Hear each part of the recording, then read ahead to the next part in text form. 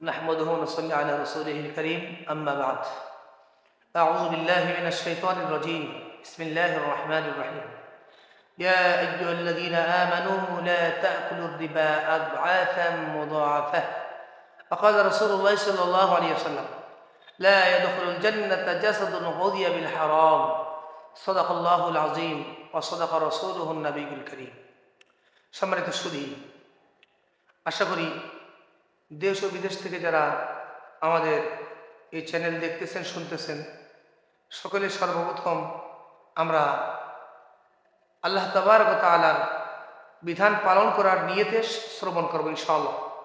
আর আমাদের আলোচনাটা ভালো লাগলে সব জায়গায় প্রচার করব ইনশাআল্লাহ। তো আসুন কথা না বলি আমরা আলোচনায় চলে যাই। আল্লাহ তাবারক ওয়া তাআলা কোরআনের মধ্যে বলছেন যে হে ঈমানদাররা, তোমরা গুণ বৃদ্ধি হারে তোমরা সুদ খেও না। সুদ খাওয়ার ক্ষেত্রে আল্লাহ তাআলা নিষেধ করেছেন। কেন? সুদ আল্লাহ রাব্বুল আলামিন নিজে স্বয়ং অপছন্দ করেন। আল্লাহ পাক কোরআনে কারীমের অন্য আয়াতে বলছেন ওয়া আহাল্লাল্লাহুল বাই'a ওয়া হাররামার রিবা। আল্লাহ রাব্বুল আলামিন ব্যবসা বাণিজ্যকে হালাল করেছেন, সুদকে করেছেন হারাম।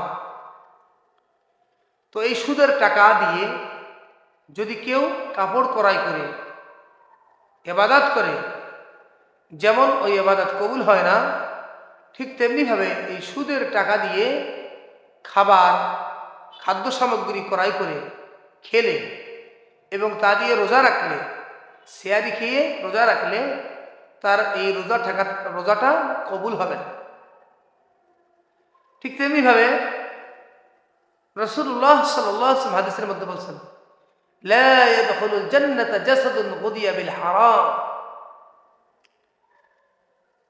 লা ইয়াদখুলুল জান্নাহ, জান্নাতে প্রবেশ করবে না, জাসাদুন ওই শরীর, গুদিয়া বিল হারাম, শরীর লালিত পালিত হয়েছে হারাম খাদ্য সামগ্রী দ্বারা।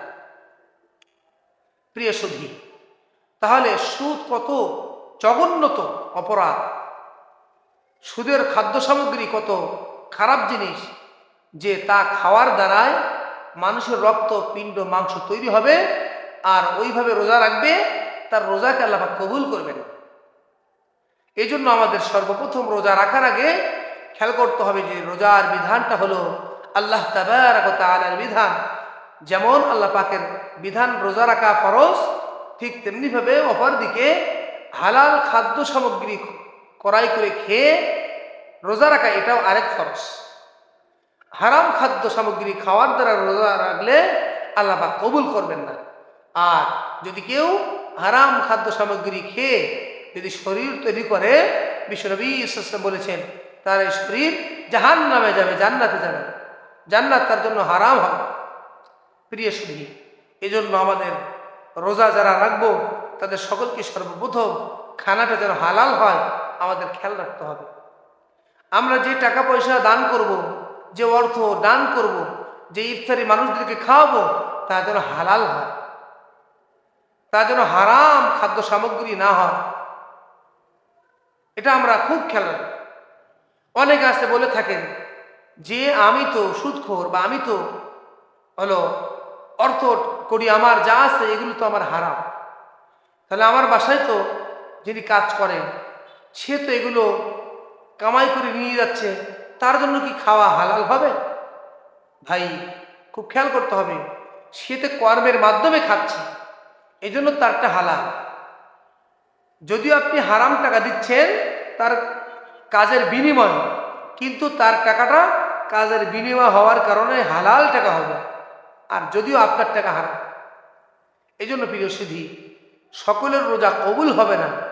খেয়াল রাখতে হবে ওই ব্যক্তির রোজা কবুল হবে যারা আল্লাহকে খুশি করার জন্য, আল্লাহর বিধান আদায় করে মহান সত্তার রেজামন্দি অর্জনের জন্য হালাল খাদ্য সামগ্রী খেয়ে রোজা রাখল, তার রোজাকে আল্লাহ রাব্বুল আলামিন কবুল করবেন। সুবহানাল্লাহ। হাদিসে পাকের মধ্যে বিশ্বনবী সাল্লাল্লাহু আলাইহি ওয়াসাল্লাম বলেছেন যে হারাম খাদ্য দিয়ে ইফতারি করলো সারাদিন রোজা রাখার পরে, তার এই রোজা থাকাটা অনাহারে থাকা ছাড়া আর কিছুই নয়। সারাদিন কেমন যেন সে অনাহারে আছে। এই জন্য প্রিয় সুধী, আসুন আমরা আল্লাহ তাআলার বিধান রোজা রাখবো, আর এই রোজাটা হালাল খাদ্য সামগ্রী খাওয়ার দ্বারাই আমরা রোজা রাখবো।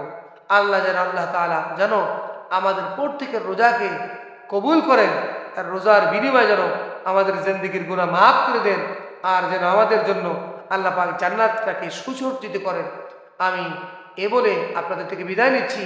আল্লাহ পাক বলনেওয়ালা শ্রোতাবৃন্দ সকলকে কবুল করেন। আসসালামু আলাইকুম ওয়া রাহমাতুল্লাহ।